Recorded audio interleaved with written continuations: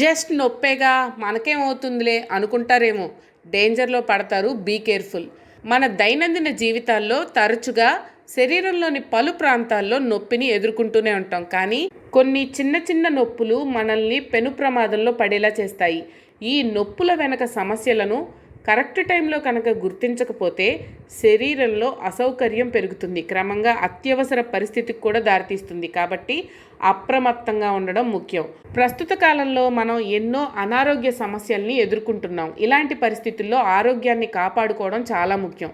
ఎప్పుడూ మనం ఆరోగ్యం గురించి జాగ్రత్తగా ఉండాలి, శ్రద్ధతో జాగ్రత్తగా చూసుకోవాలి. అయితే ఉరుకులు పరుగుల జీవితంలో మన శరీరం చాలా నొప్పులను ఎదుర్కొంటుంది. అయితే వాటిలో మనం శరీరంలోని పలు ప్రాంతాల్లో చిన్న చిన్న నొప్పులను వదిలేస్తాం. కానీ అలా చేయడం ప్రమాదకరం.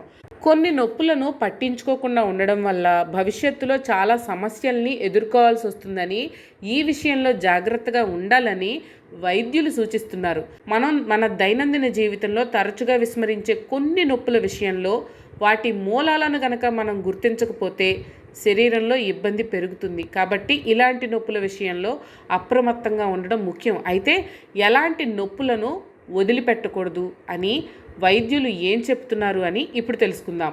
మొదటిది తలనొప్పి. తలనొప్పి అనేక కారణాల వల్ల వస్తుంది. నిద్ర లేకపోవడం, ఒత్తిడి, ఇలాంటివి ఎన్నో. కానీ మీరు ఈ నొప్పిని పదే పదే అనుభవించాల్సి వస్తే అది మైగ్రేన్కి సిగ్నల్ కావచ్చు. కాబట్టి వెంటనే డాక్టర్ని సంప్రదించి చెక్ చేయించుకోవడం బెస్ట్. రెండవది కండరాల నొప్పి. కండరాల నొప్పికి ప్రధాన కారణం విటమిన్ డి లోపం. కండరాల నొప్పి అంటే మజిల్ పెయిన్. ఎందుకంటే చాలా పట్టణ ప్రాంతాల్లో ఇళ్లకు సూర్యరశ్మి అందదు. దీనివల్ల కండరాల నొప్పి తప్పకుండా వస్తుంది. అయితే దీనికి అనేక కారణాలు కూడా ఉండొచ్చు. ఈ విటమిన్ లోపాన్ని అధిగమించడానికి కొన్ని ఆహార పదార్థాలను కూడా తినవచ్చు. మూడోది ఛాతీ నొప్పి. మీకు తేలికపాటి ఛాతీ నొప్పి వచ్చినప్పుడు వెంటనే వైద్యుడిని సంప్రదించాలి. ఛాతీ నొప్పి అంటే చెస్ట్ పెయిన్. ఇది సాధారణంగా గుండె జబ్బుల ముఖ్యమైన హెచ్చరిక సంకేతంగా పరిగణిస్తారు. ముఖ్యంగా నొప్పి శరీరం ఎడం వైపున మొదలవుతుంది. జాగ్రత్త తీసుకోకపోతే అది గుండెపోటుకు కారణమవుతుంది. తర్వాతది కీళ్ల నొప్పి. గాయము, వాపు, పెరిగిన జలుబు వంటి అనేక కారణాల వల్ల కీళ్ల నొప్పులు వస్తాయి. కీళ్ల నొప్పుల సమస్య ఈ రోజుల్లో చాలా సాధారణమైపోయింది. ఇంతకుముందు ఈ సమస్య మధ్య వయసులో ఉండే వాళ్ళలో, వృద్ధులలో మాత్రమే కనిపించేది. కానీ ఇప్పుడు చాలామంది యువకులు దీనికి బాధితులుగా మారుతున్నారు. ముఖ్యంగా మీ శరీరంలో కాల్షియం లోపం కనుక ఉంటే ఇలాంటి సమస్య వస్తుంది. ఐదవది కడుపు నొప్పి. మనకు సాధారణంగా కడుపు నొప్పిని జీర్ణ వ్యవస్థకు సంబంధించిన సమస్యగా చెప్తూ ఉంటారు. కానీ అది మూత్రనాళాల ఇన్ఫెక్షన్ కూడా అయి ఉండవచ్చు.